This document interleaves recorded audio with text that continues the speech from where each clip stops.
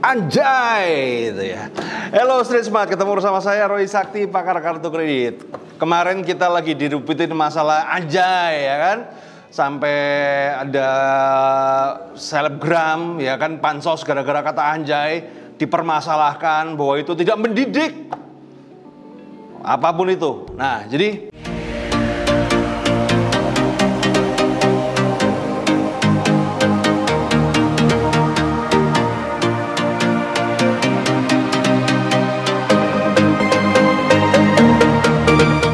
usaha dengan kartu kredit, join Credit Card Revolution. Nah, jadi sebenarnya saya nggak mau bahas urusan anjay dan saya tidak mau pansos. Tapi sebenarnya di dalam dunia bisnis, terutama kalau entrepreneur ya, sebenarnya ada kata-kata anjay itu sebenarnya ada kata-kata namanya kata-kata bersayap, ya. Jadi mempunyai multi tafsir. Ada yang menafsirkan anjay itu sebagai pujian, wih anjay gitu kan. Ada yang ngomong itu sebagai makian, anjay gitu kan. Nah, ada yang bilang anjay itu sebagai penistaan, katanya tretan musliman begitu, anjay anak Yahudi gitu kan. Ya, nah tapi kita nggak bahas itu ya, karena saya bukan topiknya di situ. Tapi sebenarnya saya di sini mau share kata-kata bersayap yang sebenarnya sangat membahayakan orang bisnis dan itu menimbulkan banyak keributan, banyak kekacauan, banyak kerugian yang dialami oleh teman-teman semua. Oke, sekarang kita akan bahas satu-satu ya. Nomor satu, kata yang paling berbahaya di dalam dunia bisnis itu adalah kata lumayan. Tahu kenapa? Karena lumayan tuh persepsi saya sama persepsi Anda itu beda. Saya pernah ngalamin itu.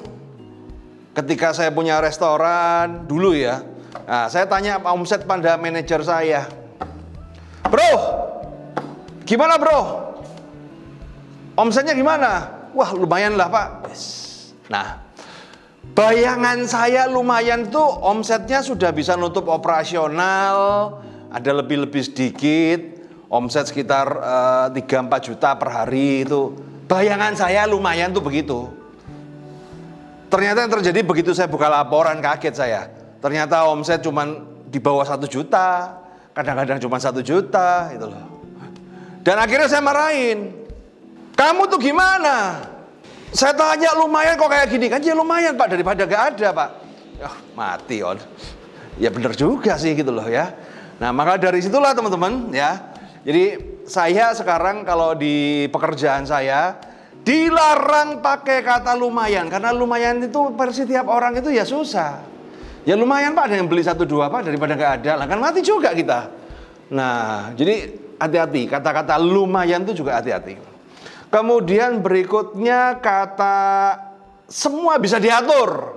Gampang bos, semua bisa diatur. Nah ini kadang-kadang. Atau cincai, udah. Ini biang keladi masalah ini. Banyak yang terjadi adalah apa? Ketika akhirnya sebuah kerjasama hanya berdasarkan cincai dan semua bisa diatur. Kan saudara sendirilah, aman, teman baik apa segala. Yang kita tidak sadar itu adalah termnya, ya.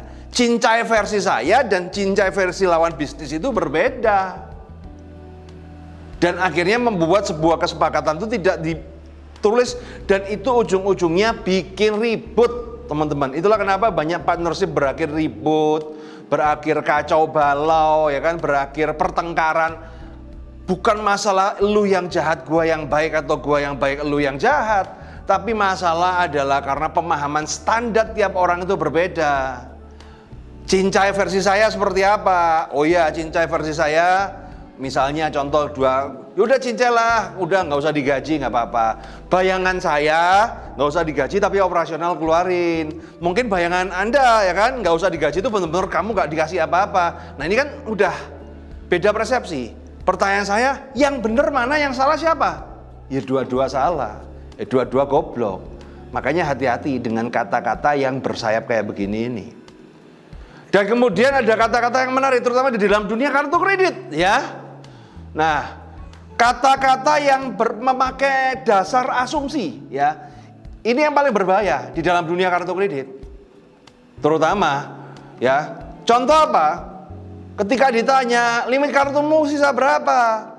Ya sekitar 20 jutaan. Nah, pokoknya kalau kata-kata kalau nggak salah kurang lebih plus minus sekitar ya kira-kira. Ini adalah kata-kata berdasarkan asumsi. Dan ini sangat membahayakan dalam bisnis ya teman-teman ya. Saya ngomong membahayakan dalam bisnis, dalam pengelolaan kartu kredit juga sama. Misalnya contoh, saya tanya, ya, ini kejadian terjadi adalah apa? Banyak orang ketika saya tanya, penghasilanmu berapa? 100 jutaan Pak.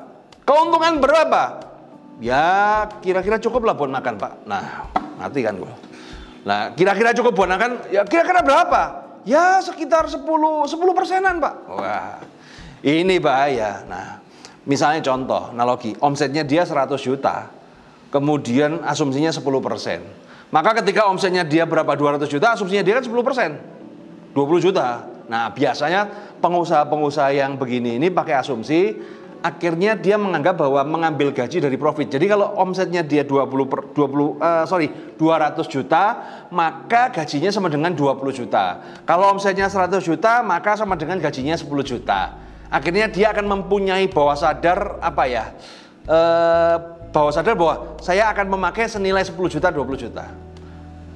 Nah problemnya adalah apa? Ketika omset Anda 200 juta, memang mungkin keuntungan Anda 10%, 20 juta. Tapi ketika omset Anda cuma 100 juta, bahkan 50 juta, apakah keuntungan Anda tetap 10%? Karena di dalam bisnis itu ada namanya fixed cost, ada variable cost. Lah biaya tetap itu kan kamu mau omset berapapun, contoh ya, fixed cost itu adalah biaya tetap.